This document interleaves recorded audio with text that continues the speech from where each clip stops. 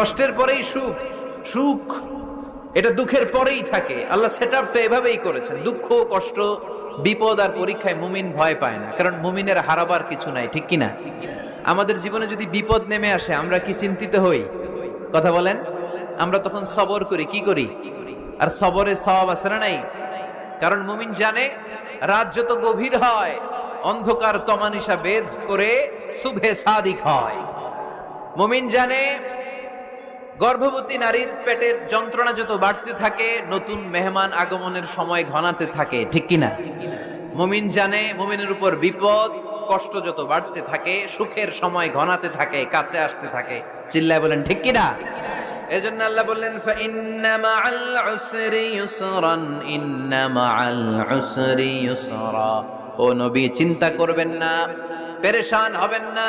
মাক্কি জীবনে আপনার দুঃখ কষ্ট, কিন্তু কিছুদিন পরেই মাদানী জীবনে আপনার জীবনে সুখ নামিয়ে দিবে কে?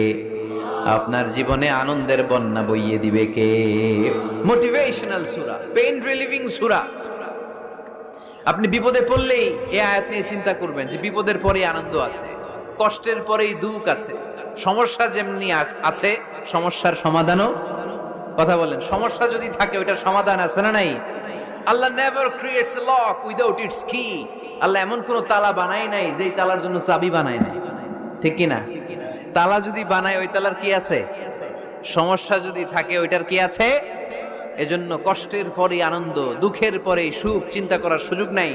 সবশেষ আল্লাহ গাইডলাইন দিলেন। প্রথম গাইডলাইন ফাইদা ফারাগতা ফানসাব ওয়া ইলা রাব্বিকা ফারগাব। ফাইদা ফারাগতা ফানসাব।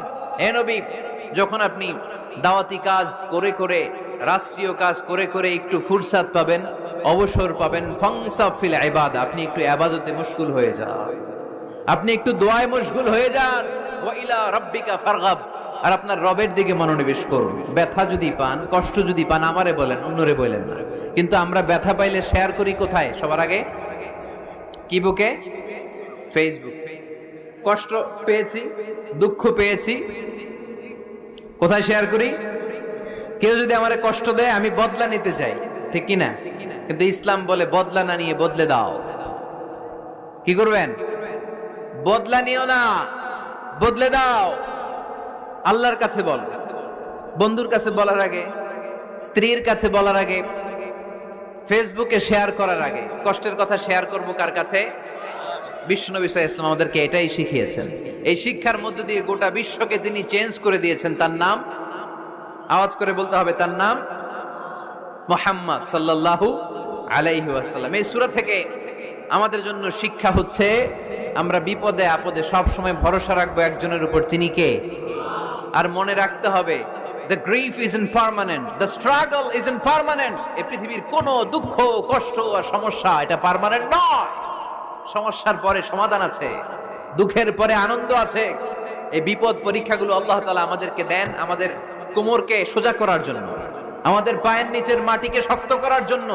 প্রতিকূল পরিবেশে কি করে টিকে থাকতে হয় সেটার ট্রেনিং হিসেবে এই পরীক্ষাগুলো আমাদের জীবনে দেয় কে? আর ফাইদা ফারাগতা ফানসাব, ফাইদা ফারাগতা ফানসাব। ও নবী, যখনই আপনি অবসর পাবেন, অবসর সময়টা আমরা কাজে লাগাবো। রাজি আছেন তো? আমরা অনেক সময় অবসরকে কাজে লাগাই না, কিন্তু যখন খুব বেশি ব্যস্ত হয়ে পড়ি তখন আমাদের মাথায় আসে হায় রে অবসর